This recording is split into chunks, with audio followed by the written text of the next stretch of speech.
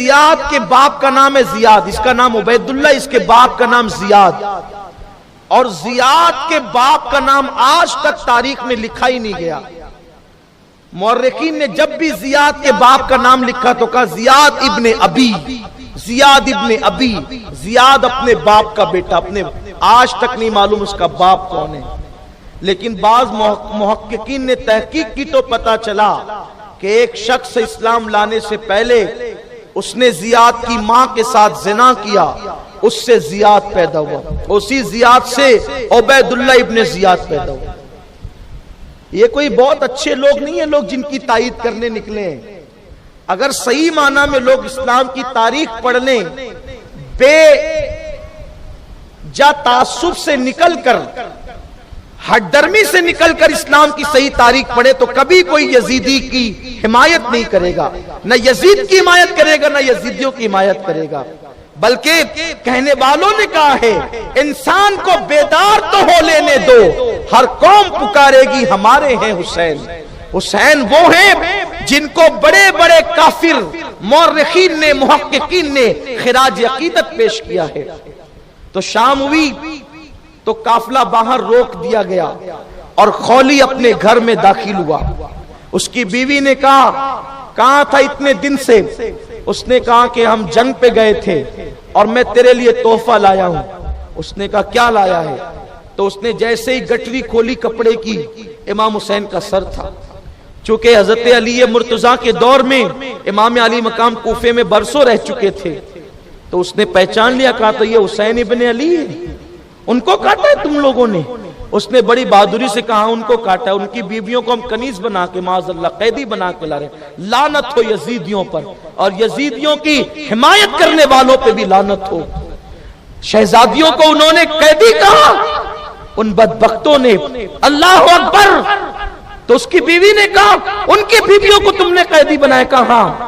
اس نے کہا اگر رات کا وقت نہ ہوتا تو میں ابھی تیرے گھر سے نکل جاتی، جو شہزادے رسول کا سر کاٹے میں اس کی بیوی بن کر تو نہ رہوں گی۔ تھکا ہوا تھا، سو گیا۔ اس کی بیوی اٹھی، امام علی مقام کی بکھری ہوئی زلفوں کو دھلا، زلفیں سواری، خوشبو لگائی اور کھڑی ہو گئی درود پڑھتے ہوئے۔ اسی عالم میں نیند کا غلبہ ہوا تو بیٹھ گئی، درود زبان پہ جاری رہا۔ آنکھ بند ہوئی تو کیا دیکھا کہ 4 عورتیں خوبصورت، اور وہ امام حسین کے سر کو چومتی ہے آ کر اور روتی ہیں۔ اس عورت نے پوچھا آپ کون ہیں؟ تو ایک بی بی نے کہا میں فاطمہ بنت محمد ہوں، حسین کی امی ہوں، آج میرے بیٹے کے چہرے کو چومنے آئی۔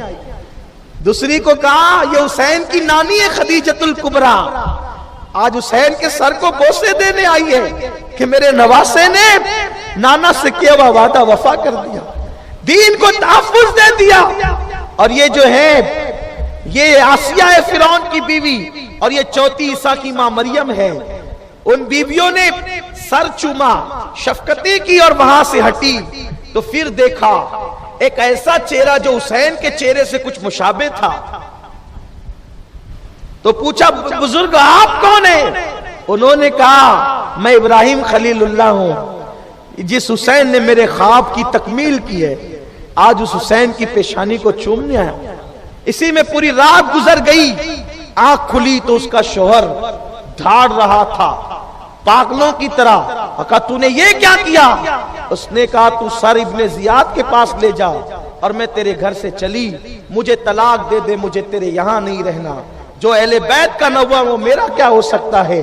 اس نے کہا جیتے جی اپنے بچوں کو یتیم مت کر۔ تو اس عورت نے کہا حسین کے بچوں سے زیادہ تیرے بچے قیمتی نہیں ہے، جب تو نے حسین کے بچوں کو یتیم کر دیا تو اب نہ بچوں کی پرواہ نہ شوہر کی پرواہ۔ اور وہ عورت پردے میں گھر سے نکل گئی۔ لوگوں کو شرم آنی چاہیے، قاتلان حسین کی تائید ان کی عورتوں نے نہیں کیا، لوگ قاتلان حسین کی تائید کرتے ہیں۔ اور میں تو ہندوستان کے تمام مسلمانوں کو پیغام دینا چاہتا ہوں، یاد رکھنا حسین کا مخالف ہو کر کوئی زیادہ دن تک کے ٹک نہ سکا، ورنہ دیکھ لو تمہارے پڑوس میں ایک بدبخت یزید کا وکیل بن کر کے کھڑا ہوا تھا اور آج بھاگا بھاگا پھر رہا ہے۔ حسین بتا رہے ہیں جو مجھ سے ٹکرائے گا ٹکنے نہیں دوں گا، اٹھا کے پھینک دوں گا۔